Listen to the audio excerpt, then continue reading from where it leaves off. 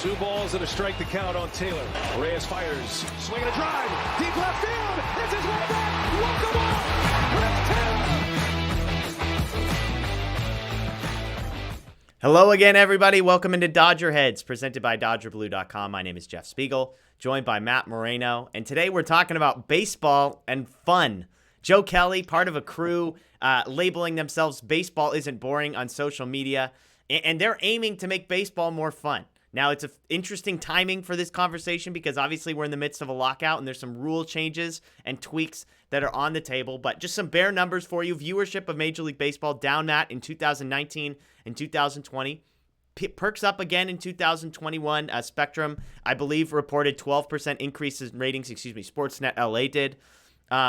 But this is an interesting dialogue, especially because on the Live BP podcast where Joe Kelly was having this conversation with folks, he even admitted for himself that baseball as a player isn't as interesting as it once was. So I guess I'll frame the conversation for you, Matt, like this. We're in the midst of a lockout. There's a lot on the table. How big of a deal do you think it is for baseball to make a concerted effort to make baseball more fun for the average fan? I think it's important, and I'm not necessarily the best person to ask this question to, because to me, like, baseball in my life has never been boring. Yeah. I was introduced to the sport as a young child, playing it, watching it, and so I've always enjoyed it. That being said, when I've encountered people who have said, no, baseball is too long, it's too slow, yada yada, I can understand that aspect. My biggest question would be, like, is there a middle ground to kind of preserve baseball as we know it while also incorporating new fans? I think some of that could simply be just maybe promoting player personalities better, allowing them to be a little bit more loose on the field and not so stringent with a lot of the unwritten rules.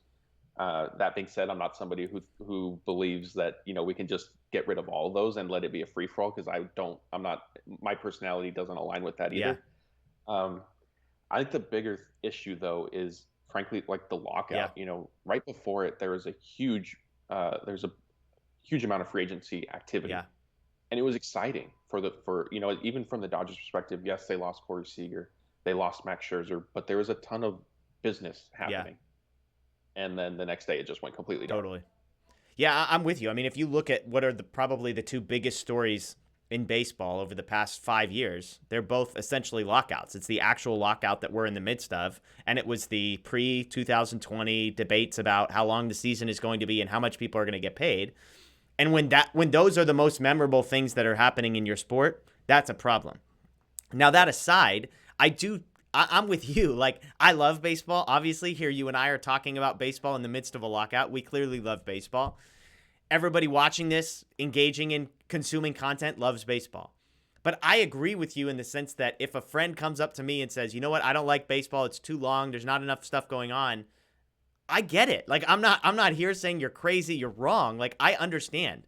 Games are long. I found myself visiting other ballparks around the country, and if I'm sitting through the Cardinals playing the Phillies on a Wednesday night just because I happen to be in Philadelphia, like, I'm going to be honest, like, the game is not super engaging to me in that thing. And I know a lot of people say, hey, let's get players more out there. If people knew more about Mike Trout, if they knew more about Cody Bellinger, I don't know. I think there are genuine mechanical problems with the product when it comes to engaging a broader audience. Now, we could have arguments about whether or not they should change the game to appeal to more people, to grow the audience, but I think that's a fair conversation to have. And I think the thing that's most concerning to me is we're in the midst of a lockout where changes could possibly be made.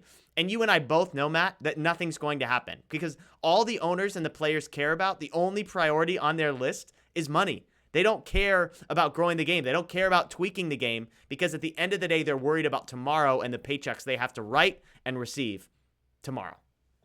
Yeah, I think fortunately there is a little bit of overlap potentially, though, at least with in expanding to a universal DH, right? So for players, it does create another job, so to speak.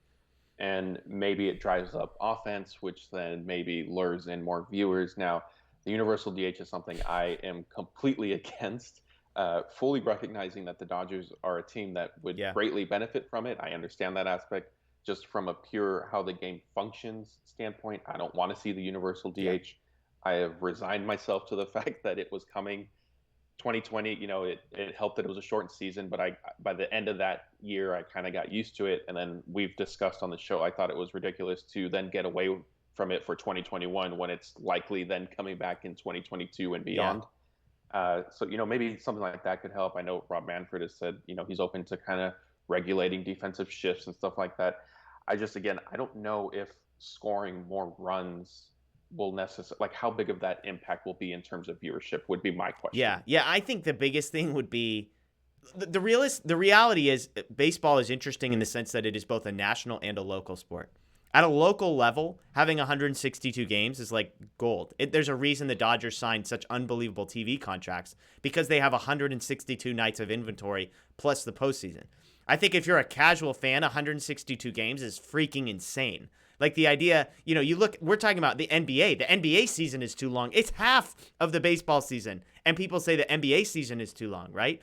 Football is, of course, increasing, but that's 17 games over 18 weeks. So that we know that's not going to change. They're never going to decrease. So to me, you'd have to think about how do you shorten games. And I'm not saying like play 7 innings. That's not at all what I'm talking about. But I really do believe in stuff like the pitch clock and those small tweaks that are just going to make it so that if you're sitting down for 3 hours to watch a baseball game, you're getting 2.5 hours of action and not an hour and 15 minutes of action, right? Like when I was a kid, we would go to 7-10 Dodger games, and I could count on the fact that by about 10 o'clock, I was out of there. Now it's like 10:30 if you're lucky. And so to me, those are the things I get. Those are the pieces. And again, as a pessimistic fan, none of this is going to come up. I agree the universal DH helps. Look, tradition aside, nobody wants to see 120 hitters coming up every 3 innings. I think more run scoring is going to help. I don't care about the shift. I don't think the casual fan cares about the shift. That's me. But I'm interested to see how this all plays out. Yeah, definitely. And not to go on a tangent, it still obviously is related, but Joe Kelly being the person who was kind of, spearheading this, if you will, is funny, because I will say that he makes games, any game he pitches in gets interesting. Intentionally right away. and unintentionally. Exactly. Sometimes there were cases, obviously we came to learn that it was because he was dealing with cysts in his shoulder, but there were some cases where he would come into pitch and you didn't really know where the baseball was going. And that, kind of made it quote unquote interesting. And of course, he's a fiery personality. We saw him mix things up with the Astros. And if you want to go further back, when he was with the Red Sox, he's been involved in some melees and stuff like that. But I think he is, sort of the perfect poster child, I guess, for that. But we'll see. Yeah, at least the messenger is the right guy. It is a guy who is contributing to the excitement. And again, sometimes it's unintentionally, but I think stuff like barking at Correa, like that stuff is good for the game because it's not mean-spirited. It's not like instigating brawls or anything, but it's like, there should be some passion. This doesn't have to be boring. Everybody's best friends with each other. So what do you think? I mean, I'd love to hear from people below in the comments about changes that could be made. Should baseball be more or less concerned with this than they currently are? That's Matt Moreno. My name's Jeff Spiegel. This is DodgerHeads presented by DodgerBlue.com. We appreciate you joining us. We'll see you next time.